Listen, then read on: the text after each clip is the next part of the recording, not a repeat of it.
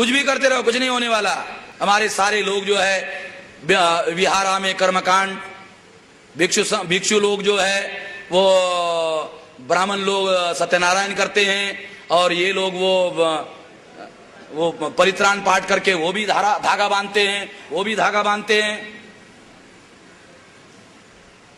अगर धागा बांधने से, कैंडल जलाने से, वंदना करने से क्या बौद्धा के समय में सामाजिक क्रांति हुई, राजनीतिक क्रांति हुई, धार्मिक क्रांति हुई, और बुद्धा के भिक्षुओं का सामूहिक नरसंहार हुआ, कत्लेआम हुआ? अगर वो कैंडल ही जलाते, वंदना ही करते और विद विहारा में ही बैठे रहते तो उनका कत्लेआम क्यों होता? सामूहिक नरसंहार हुआ बुद्धिस्ट भिक्षुओं का।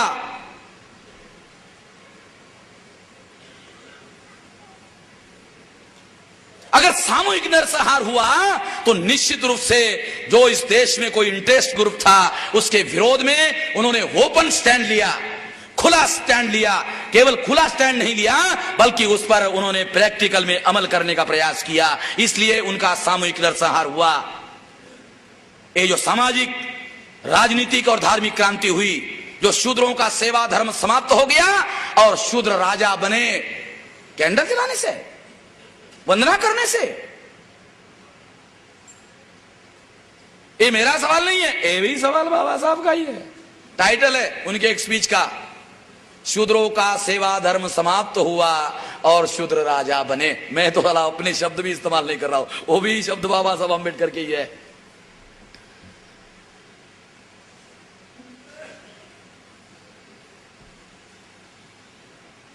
क्या हमने इसके लिए अपने अंदर 50 साल में कोई विचार का परिवर्तन किया? इस मकसद के लिए, इस उद्देश्य के लिए? क्या ये काम जैसे भंते नागसेन ने मिलिंद राजा को बताया था किसी धर्म का पतन कैसे होता है, क्यों होता है, तो उन्होंने कारण बताया कि अगर उस समाज के इंटेलेक्चुअल लोग ना हो और वो उस धर्म का मूल तत्व जो है उस पर वाद विवाद चर्चा समझाने का काम ना करे तो उस धर्म का पतन होता है। क्या साधारण लोग जो बुद्ध विहारा में प्रार्थना करने के लिए जाते हैं, जो कैंडल जलाते हैं, जो वहां जाकर के वंदना करते हैं, क्या हम लोग उनको दोष दें? मैं नहीं मानता उन लोगों को दोष दिया जा सकता है। मैं नहीं मानता कि उन लोगों को दोष दिया जाना चाहिए। जो सिंपली फॉलो करने वाले लोग हैं उन लोगों को दोष नहीं दिया जा सकता, वो इसके लिए दोषी नहीं है। समाज का जो इंटेलिजेंसिया है, हमारे समाज का जो इंटेलिजेंसिया है, वो इंटेलिजेंसिया क्या ये काम कर रहा है? जो ये कर सकता है क्या वो कर रहा है? ये है हमारे सामने सबसे बड़ा सवाल। ये काम नहीं किया गया है। बाबा साहब अंबेडकर ने कन्वर्शन बाद में किया और भारतीय बौद्ध महासभा का संगठन पहले बनाया। संगठन पहले बनाया बौद्ध महासभा का और बाद में कन्वर्शन किया। इसका मतलब है वो अलग संगठन बनाना चाहते थे। इतना ही नहीं, बहुत से ऐसे डॉक्यूमेंट अवेलेबल हो रहे हैं कि जो बुद्धिस्ट कंट्रीज हैं, वो बुद्धिस्ट कंट्री जितनी कंट्रियां हैं, सारे कंट्रियों के साथ बाबा साहब अम्बेडकर जो है उन्होंने लिंक स्थापित किया था। वो सारा दस्तावेज डॉक्यूमेंट अवेलेबल हो गया है, वो डॉक्यूमेंट है हमारे पास। क्योंकि अगर किसी को आंदोलन चलाना है, क्योंकि बुद्धा का ये वंदना का मामला साधारण उपासक लोगों के लिए हो सकता है, मगर जो इस आंदोलन को आंदोलन मानते हैं, इस आंदोलन को केवल धर्म परिवर्तन नहीं मानते हैं, इसको अगर कोई आंदोलन मानते हैं, अगर समता, स्वतंत्रता, बंधुता और न्याय पर आधारित समाज का निर्माण करना चाहते हैं, जिसके सिवा हमारी मुक्ति संभव नहीं है, जिसके सिवा हमारी आजादी संभव नहीं है, अगर हमें अपनी मुक्ति और आजादी चाहिए तो तो ऐसा समाज का गठन और समाज का निर्माण करना होगा और इसके लिए आंदोलन चलाना होगा। आंदोलन के लिए विहार बनाए जा सकते हैं, मूवमेंट के लिए विहार बनाए जा सकते हैं, बनाया जाना चाहिए, बनाया जाना चाहिए, बनाओ और उसकी समीक्षा करो कि क्या यह आंदोलन के लिए ये विहार काम कर रहा है। कैसा भिक्षु होना चाहिए बाबा साहब अम्बेडकर के, कैसा भिक्षु होना चाहिए? वो सेवा करने वाला होना चाहिए, गाइड करने वाला होना चाहिए, वो मार्गदर्शक होना चाहिए, वो सेवा करने वाला होना चाहिए। मापदंड है, सब लिखा हुआ है, सारा ही चीज लिखी हुई है। अगर भिक्षु नहीं होता है तो आप लोगों को अपने स्तर पर चिंतन करके कोई नया रास्ता निकालना चाहिए, कोई नया वे निकालना चाहिए।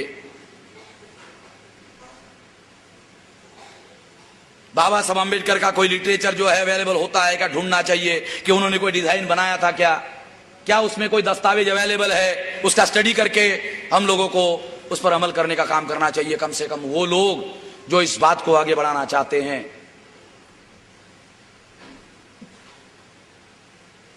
अगर आप कोई एक्शन निरुद्देश करते हो, निरुद्देश करने का कोई मीनिंग नहीं है।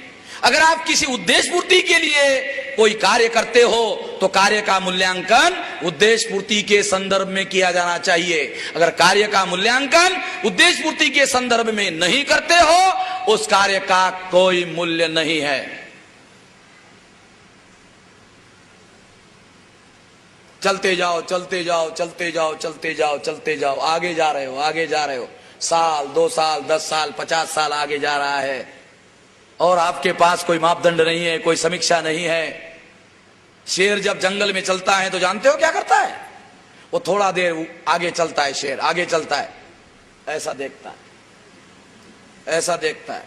जानवर भी पीछे देखता है, समीक्षा करता है, साला मेरा पीछा तो नहीं कर रहा है, मैं आगे जा रहा हूं, मेरा कोई पीछा तो नहीं कर रहा है।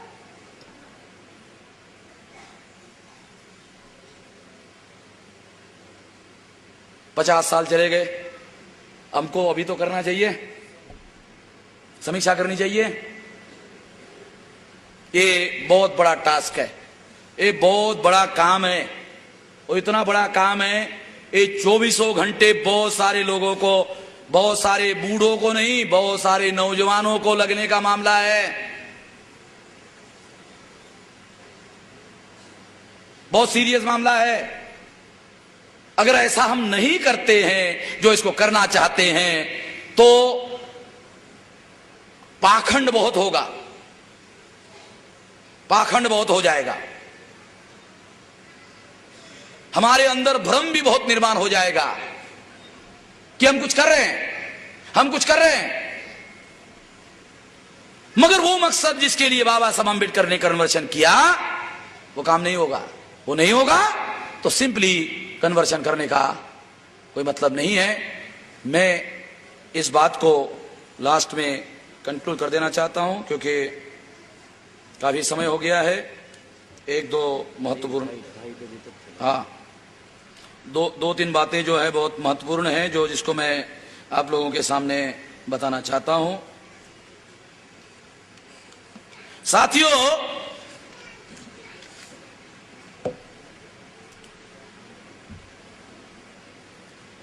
बुद्धा ने 80 साल, अब उम्र की 80 साल तक सबसे बड़ा कौन सा काम किया? उन्होंने मोर्चा निकाला, उन्होंने जिंदाबाद मुर्दाबाद कहा, ऐसा तो कुछ भी नहीं किया। कौन सा काम किया उन्होंने? जिस दिन बुद्धा का मृत्यु हुआ उस दिन भी बुद्धा ने विचार परिवर्तन का काम किया।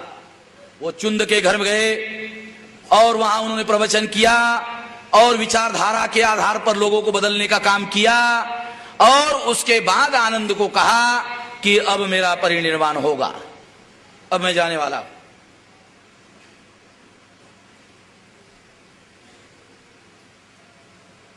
अपने उम्र के 80 साल वो भी पैदल चलकर गए और इसका मतलब है कि बुद्धा ने विचारधारा का परिवर्तन करने के लिए सबसे ज्यादा थ्रस्ट दिया। आधुनिक समाज में, आधुनिक राष्ट्र में ये माना जाता है, ये दुनिया के सारे चिंतक लोग इस बात को मानते हैं कि दुनिया में अगर कोई मूलभूत परिवर्तन लाना चाहते हो तो मूलभूत परिवर्तन लाने के पहले विचार परिवर्तन लाना होगा। जो लोग विचार परिवर्तन लाने का काम नहीं करते हैं वो केवल मात्र लेबल बदलने का काम करते हैं, और लेबल बदलने का काम करने से मूलभूत परिवर्तन नहीं होता। अगर आप स्ट्रक्चरल चेंज करना चाहते हैं, ट्रेनिंग की जरूरत है, प्रशिक्षण की जरूरत है। मैं ही नहीं कहता, दुनिया के बहुत सारे लोग कहते हैं। क्रिश्चियनिटी में एक फादर बनने के लिए जानते हो कितने साल का ट्रेनिंग होता है?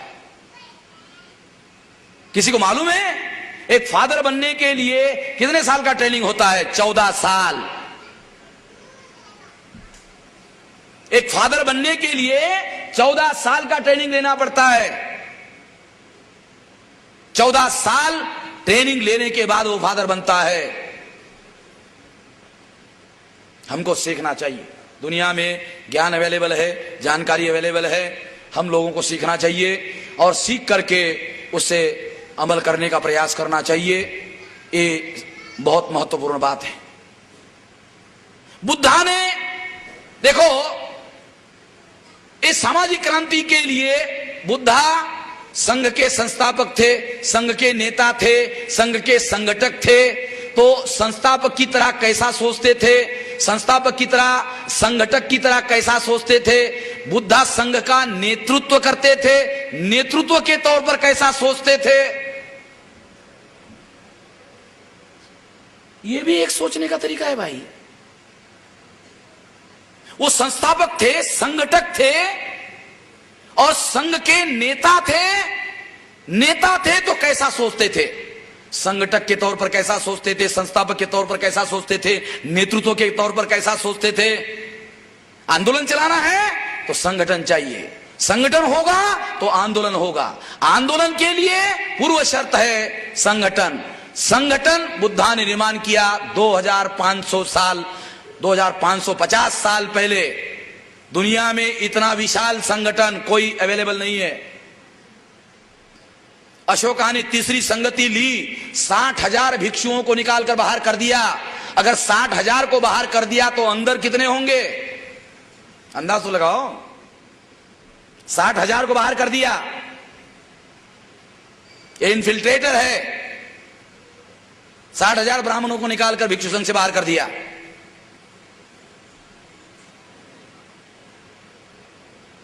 तो अंदर कितने होंगे? 2-4 गुना तो अंदर होंगे। इतना विशाल संगठन। क्रांति ऐसे थोड़ी हुई, एक क्रांति नहीं हुई। सामाजिक, राजनीतिक, वर्ण व्यवस्था समाप्त हुई तो सामाजिक क्रांति हुई। शूद्र जिसको वर्ण व्यवस्था ने घोषित किया था ब्राह्मणों ने, मौर्य जिनको शूद्र मानते थे, राजा हुए, साम्राज्य निर्माण हुआ। ब्राह्मणों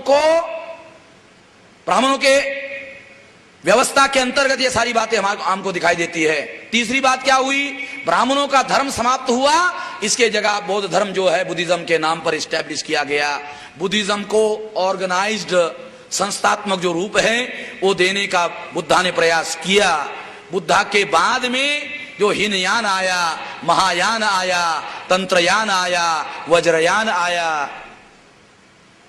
ये जो बुद्धा की मूर्तियां है, ये महायान जो ब्राह्मणों का चलाया हुआ अभियान था, उस अभियान का नाम था महायान।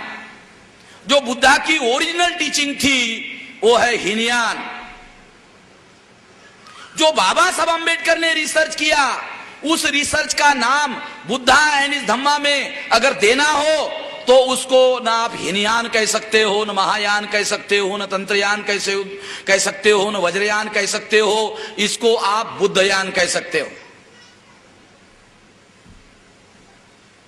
बाबा साहब अम्बेडकर ने अपने शब्दों में कहा कि इसमें जो बहुत सारी कमियां, खामियां और बहुत सारा जो इसमें गंद इकट्ठा हो गया था वो मैंने साफ कर दिया। जिसको बाबा साहब अम्बेडकर बुद्धिस्ट बाइबल कह रहे हैं ना, ये बुद्धिस्ट बाइबल कह रहे हैं नहीं, ये Buddhist Bible to produce a Buddhist Bible, Buddha and his Dhamma, ये है वो बुद्धिस्ट बाइबल। ये चीजें समझने की है भाई। और अभी एक नया रेफरेंस, नया किताब आया है, उसमें बाबा साहब अम्बेडकर का एक लेटर है।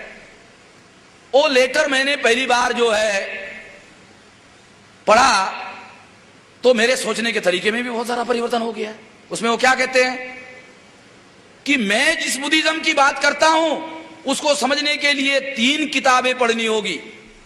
एक बुद्धा एंड धम्मा, दूसरा रेवोल्यूशन एंड काउंटर रेवोल्यूशन, तीसरा Buddha and Karl Marx. Buddhism को समझना है तो कार्ल मार्क्स को समझना होगा, है ना इसका मीनिंग? बाबा साहब अम्बेडकर जिस बुद्धिज्म की बात कर रहे हैं वो क्या कहते हैं कि मेरे बुद्धिज्म को समझना है तो कार्ल मार्क्स को भी समझना होगा। जो बुद्धिस्ट राष्ट्र कम्युनिस्ट राष्ट्र बने उन्होंने बुद्धा को नहीं समझा, इसलिए वो कम्युनिस्ट बने, ऐसा बाबा साहब अम्बेडकर का आक्षेप है।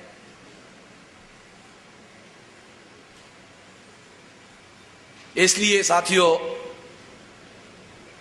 ये जो बहुत सी फंडामेंटल बातें हैं, बहुत सारी बातें बाबा साहब अम्बेडकर ने इस संदर्भ में कही हुई है और ये बातें हम लोगों को जानना समझना बहुत जरूरी है। जो उनका धर्म परिवर्तन था, अगर एक संदर्भ में देखा जाए, जैसा विश्वास जी ने कहा, ये धर्म परिवर्तन नहीं था। अगर आप अनटचेबल नाम का किताब पढ़ो तो आपको पता चलेगा, वो ये कहते हैं कि हम पहले के बुद्धिस्ट ही लोग थे। अगर बाबा साहब अम्बेडकर कहते हैं पहले के बुद्धिस्ट थे तो उन्होंने इसको धर्मांतर का नाम क्यों दिया? धर्म स्वीकार कहना चाहिए था। ये भी एक सवाल। उनको धर्मांतर नहीं कहना चाहिए था, उनको धर्म स्वीकार कहना चाहिए। हम अपने पुरखों का धर्म स्वीकार कर रहे हैं, मगर उन्होंने इसका नाम धर्मांतर दिया। ये धर्मांतर देने के पीछे का भी एक रणनीति थी, क्योंकि जो हमारे लोग विस्मरण उनका हो गया है, उसको दूसरी चीजों को स्वीकार कर लिया, तो जानबूझकर हम लोग उसको छोड़ रहे हैं, ऐसा संदेश हमारे लोगों के मन मस्तिष्क में जाना चाहिए, इसलिए उनको धर्मांतर कहा। दूसरा मुद्दा जो हम लोगों को विचार परिवर्तन के संदर्भ में समझना होगा कि जो जातियां धर्म परिवर्तन कर रही है, उनको उन्होंने कहा ये नाम परिवर्तन नहीं है। ध्यान रखना, ये बहुत पहले मैं आपको बता रहा हूं, दोबारा बता रहा हूं। बाबा साहब अम्बेडकर ने खुद कहा, क्या कहा? ये नाम परिवर्तन नहीं है, क्योंकि बाबा साहब अम्बेडकर के सामने महार अपने को चोखा मिला कहते थे, पंजाब के चूड़ा अपने को वाल्मीकि कहते थे,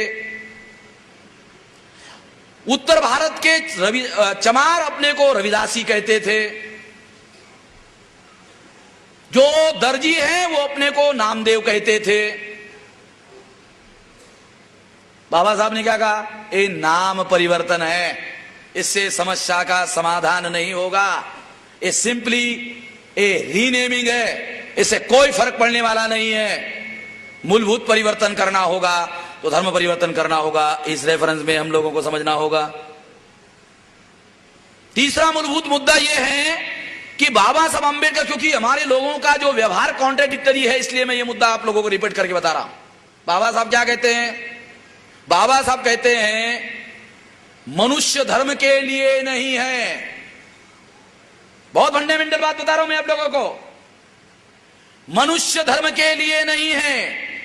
जो मनुष्य धर्म के लिए होता है वो धर्म को शरणागत जाता है, जो शरणागत जाता है वो भक्ति करता है, जो भक्ति करता है उसका सत्यानाश होता है।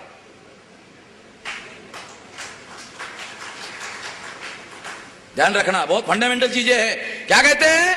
मनुष्य धर्म के लिए नहीं है, धर्म मनुष्य के लिए है। धर्म को मनुष्य के कल्याण का विचार करना चाहिए, और कल्याण होता है या नहीं होता है इसके आधार पर धर्म को अपनी खुद की समीक्षा करनी चाहिए। कल्याण होता है तो ठीक है, नहीं कल्याण होता है तो काहे का धर्म? काहे का धर्म? क्या मतलब है उस धर्म का?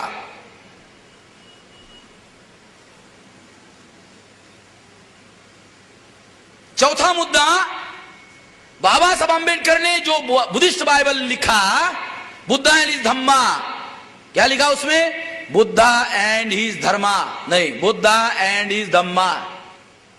तो उस रेफरेंस में क्या कहा?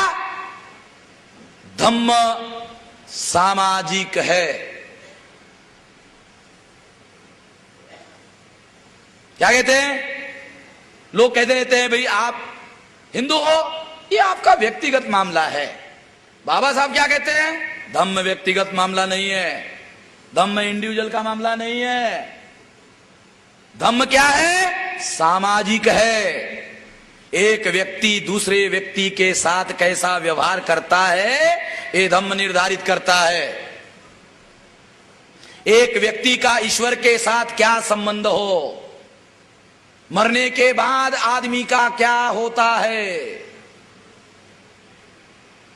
ये है ना, मरने के बाद आदमी का क्या होता है। मैंने एक जगह बताया, देखो उपनिषदा में, ब्राह्मणों के जो उपनिषद है ना, उसमें चिंतन हो रहा है। किस बात पर चिंतन हो रहा है? उपनिषद, ऋषि मुनि किस बात की चिंता कर रहे हैं? मरने के बाद आदमी का क्या होता है। अगर मेरे को पूछते तो मैं जवाब देता, मरने के बाद 4 आदमी उसको उठाते हैं। अगर जो जलाना चाहे जलाते हैं, गाड़ना चाहे गाड़ते हैं। गाड़ने से मट्टी होती है, जलाने से राख होती है, राख फिर मट्टी ही होती है। सवाल पूछा जाए मट्टी का क्या होता है, लोग सवाल पूछते हैं कि मरने के बाद आदमी का क्या होता है। इसी सवाल को थोड़ा बदल दो, मरने के बाद आदमी का क्या होता है, इसके बजाय मट्टी का क्या होता है। अरे मट्टी का क्या होता है भाई, एकदम दिमाग खुल जाता है। मट्टी का क्या होता है? तो साधारण आदमी बोलेगा अरे मट्टी का क्या होता है, उसको लगेगा फालतू साला सवाल है, ये सवाल ही फालतू है। ऋषि हो गया, फालतू सोचते सोचते साला ऋषि हो गया, मुनि हो गया। पता नहीं फालतू सोचते सोचते आदमी ऋषि कैसे हो सकता है, मुनि कैसे हो सकता है। उपनिषदा की बात है ये, साधारण बात नहीं, जिसको ब्राह्मण लोग जो है तत्व चिंतन कहते हैं, वहां चर्चा हो रही है। ये रेफरेंसेस बाबा साहब अम्बेडकर ने दिया हुआ है।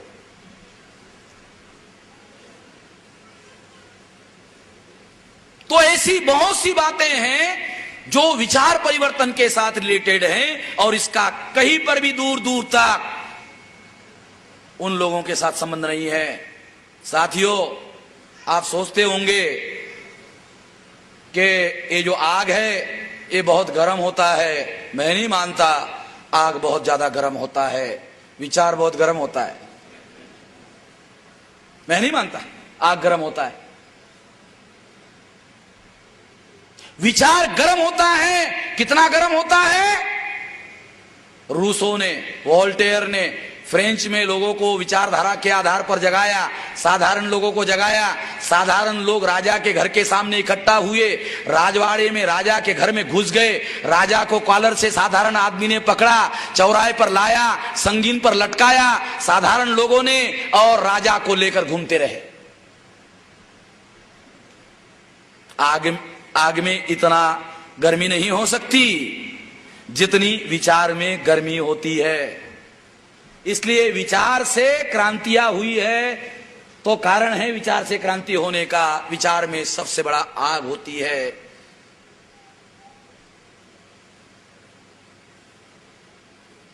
इसलिए साथियों, आप लोगों को जो विरासत बाबा साहब अम्बेडकर ने बुद्धास की विरासत दी, क्या वास्तव में हम लोगों ने समझने का प्रयास किया कि ये जो विरासत हमको बाबा साहब अम्बेडकर ने दी, क्या उसको समझने का हमने प्रयास किया? ये जो कितनी बड़ी महान विरासत है। भारत के बाहर जो देश है वो भारत को बुद्धा और अशोका के नाम पर जानते हैं,